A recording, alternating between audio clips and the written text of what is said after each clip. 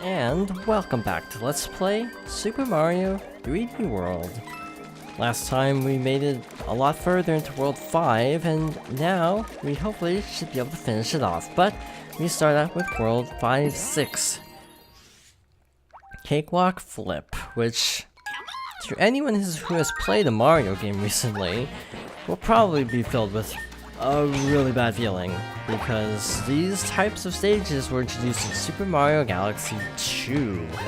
Originally the mechanic was when you did the spin attack by shaking the Wii remote, you would basically flip the platforms from red to blue. This is basically the same thing, except it's every time we jump. If you have played Galaxy 2, you also have to think about the fact that not Champions Road, that's this game. That, Grand Finale Galaxy? Grand Master Galaxy? I don't remember the name. I have not played Galaxy 2 in a very long time. But whatever the last Galaxy was in 2, heavily involved the flip switch mechanic, and ooh boy, that level is an experience, to say the least. The Perfect Run is the last level of Super Mario Galaxy 2, which involved doing a, you guessed it, perfect run of the hardest level that the series has seen in an extremely long time. So yeah, no surprise that people don't really like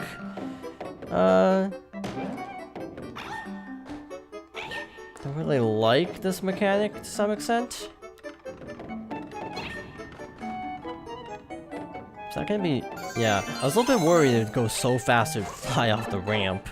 That's why I was a little bit hesitant to try anything too fancy, but now we have two Toads, which isn't awkward at all, with this mechanic, no less. I don't remember anything requiring the doubles, but I'm sure I'm going to be proven wrong.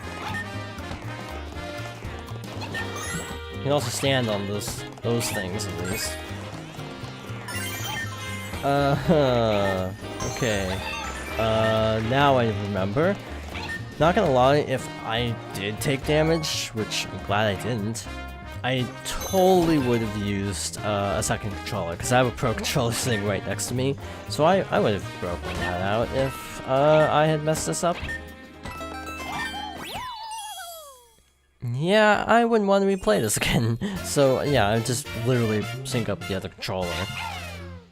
I actually know how to get rid of a multiplayer person now, so yeah, it would go a lot better than when I had to technically play both. But also, it wouldn't be too bad, because I could get 2 flagpole jumps out of the way in one run.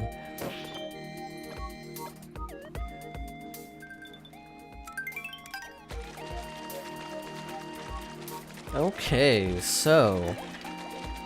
I just want to check the map really quickly, because I feel like I'm missing a level. Yeah, there's 5B somewhere. And I'm not quite sure where 5B is, because...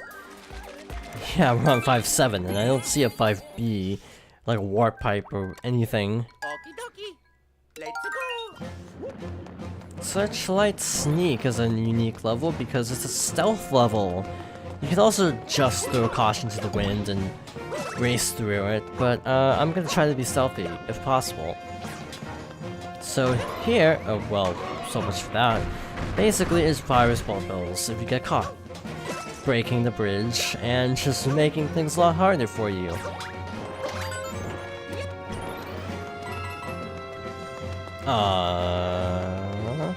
Snooky! I wasn't really feeling confident in that, so that's why I pulled back. No, screw it. We're gonna be in the air anyway, for most of this. Yeah, it's a cool level idea. I say as I get hit. I get completely overwhelmed by everything around me. I feel like I missed something. Also, why did we have a fire flower last level? Because it didn't do anything for us. Now that I think about it. Bap you. Oh, you can actually... Oh, never mind. I'm not taking any chances. I'm totally equipping this. Go hide behind this. Yeah, this is a clever level. But here we actually need to get caught. Because... there's a breakable wall. I almost got hit in the process. That was almost not worthwhile. But here we basically have to... I forgot you can't grab ledges in this game because that is a different game. So I'm actually going to purposefully get hit. Or just do this because why not? Basically, you cannot pull yourself from ledges, which to me is a really weird thing to have in a platformer. I'm so used to being able to do that, and that's what threw me off right there.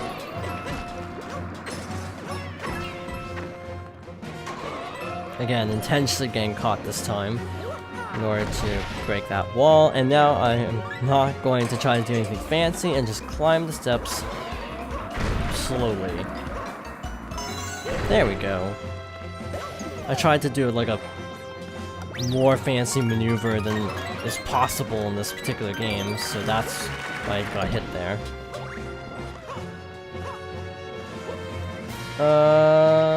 I see stuff up there. I'm curious. Running start. That is not what I call a running start, actually. Now, what is that? Because it doesn't seem like I can actually get up there.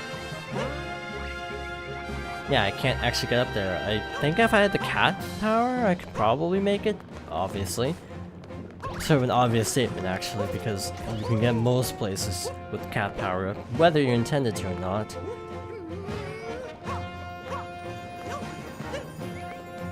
So yes, once again, we actually need to get caught in order to trigger these guys. Like so.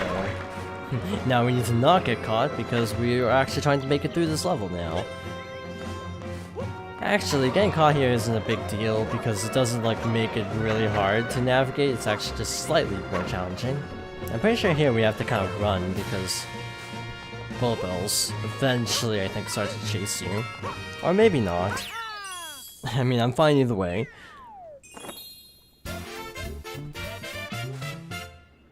That level's a little bit interesting, but also very stressful, and I can only imagine it would get worse with more people. But look, we have a happy Toad now.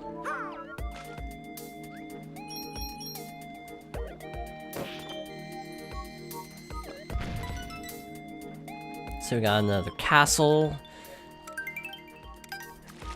But yeah, where is 5B? Actually, legitimate question.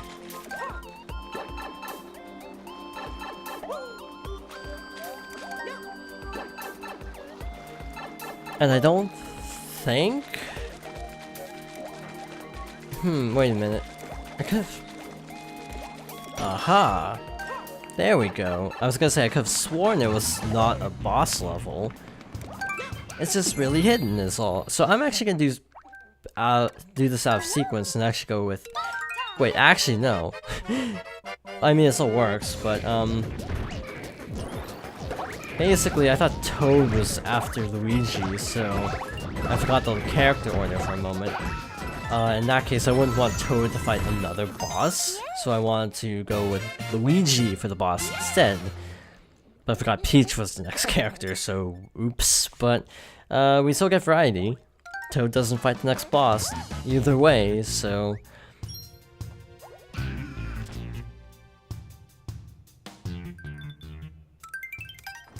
You know what? I actually have mixed feelings when games have autosaves now, because they really make video making difficult.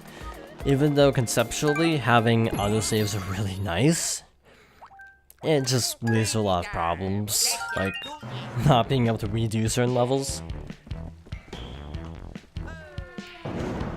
King Ka-thunk's castle. I remember this now. This isn't... Oh. I thought I jumped, but I guess I did not jump fast enough. We need the cat power. You need to hang on to it too, which clearly I'm proficient at hanging on to my power-ups, as evidenced by me getting hit immediately in this stage. Again, I do like in this game in particular how you can kind of choose level design with cat power-up. I do like the ability to sort of do things in an unintended way. I was really worried there for a moment that we wouldn't actually get that.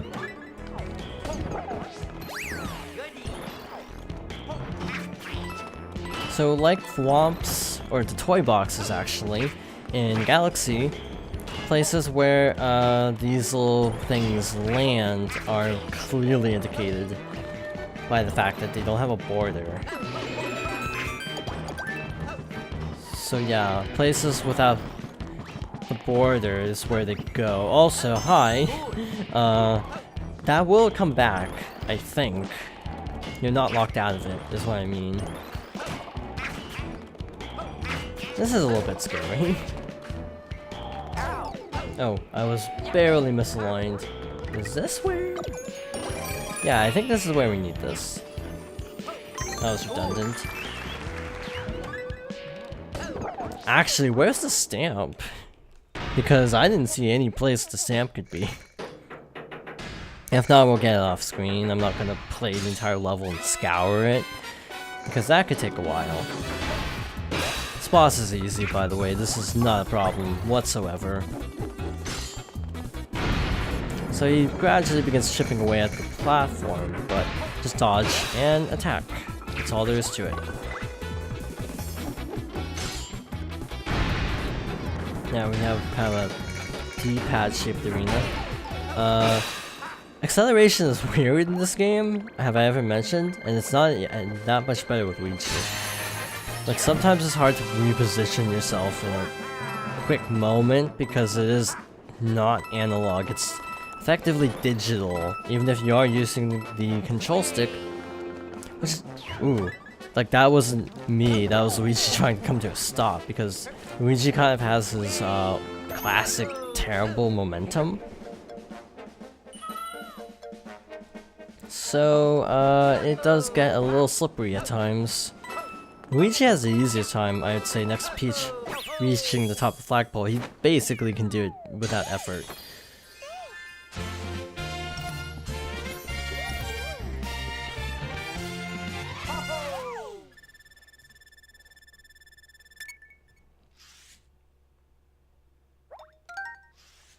Yep, no stamp. Oh well. Actually, I'm debating, should we do World 6 or should we go back and just try to find it live? I think it'd be better to find it not live because that could take a while. And I don't know how much of me going through a level over again you want to really sit through. So yeah, I'm gonna get that off screen, and I'll also try to remember to show what stamp it actually is too. Since this is the first time we missed a stamp. Ooh, this level's, speaking of stamps, rather fascinating. I know it from the level icon, it's that iffy to me. And coincidentally, we're playing Toad in this level, but why is it a coincidence? You'll find out like 2 weeks from now. Now, if you don't have a fire flower, this is really awkward. But there is a star at least, actually. I just realized there's a star, so we don't need to fumble around too much. So yeah, I take back what I was gonna say about this being difficult. It's actually really easy to get that first thing at least. Also, you're gonna see me like not using pipes at all. You're gonna see me like going on top of pipes a lot, and I am doing that on purpose because this level is kind of a troll. So yeah, if you see me doing weird shenanigans with the pipes, it's because I am somewhat, what's the word? Not traumatized, but like I'm familiar with this level enough to know that it kind of pulls something, and here it is actually. This is actually really hard with Toad, because he's got such a gimp jump. Also doing a side flip on or a spin jump on a pipe is really scary. Can this? Is this? Okay, it's possible. There we go, that's the stamp. Again, it just worked out. Toad was a terrible choice, but I didn't remember this was, this level yet. So what we want to do is follow the fuzzies, but also hit this power block, because that'll actually take out these spikes. Go up. A backup fire flower, which is greatly appreciated. I pushed up too soon. Now we want to go left. We don't want to go down. Yeah, this is a little bit awkward, actually. Timing, not my specialty, clearly. So if you do not have a fire flower, you can also just like wait till these fire spitters take it out for you. Now they have a name. The fire shooting piranha plants do have a name. I recall from Super Mario Bros. 3 they had a separate subspecies, but I don't remember what they were called. I feel like the fire ones were the piranha plants, and the other ones were something else. So I pushed ZL to crouch. You can just push either Z button to crouch, or yeah, it's still Z if you. No, it's B if you're using a Wii remote. So you're gonna see me kind of linger sometimes in these pipes a little bit. And again, it's because I know what I'm doing. So I'm actually gonna go left right now. I'm holding left because I want to go back through, just to be on the safe side. I wasn't sure if I could make that or not, so that level is done. Look at Captain Toad hanging on the pipe. This is actually interesting, but we're not gonna get into why it's interesting until much later.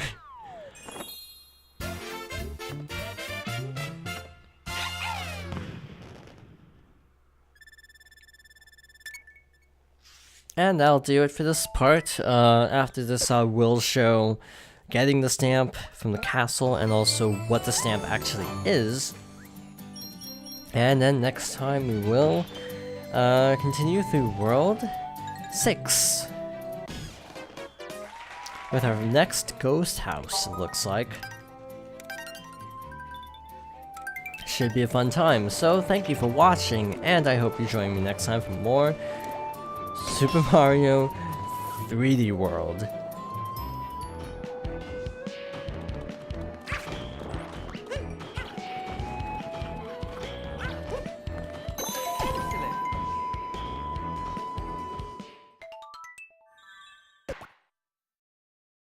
Excellent.